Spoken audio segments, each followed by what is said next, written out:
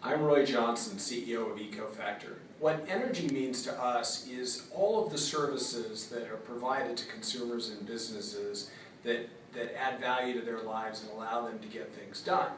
For us, some of the most interesting things going on in the energy industry broadly are new entrants coming into the business. You have energy retailers coming up in a lot of states. You have companies like Comcast that we work with getting involved and providing people with software and systems that allow them to reduce their energy consumption and manage it more tightly.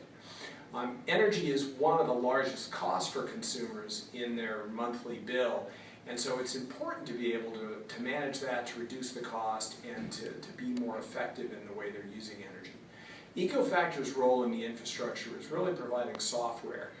We do residential energy management services, leveraging communicating thermostats, and our cloud software will control those to give people, on average, about a 10% reduction in their overall energy use for heating and air conditioning. So it's a material savings for people. We also do demand response that is primarily for utilities and a number of other things. So we look forward to seeing you at ETS and talking about these things.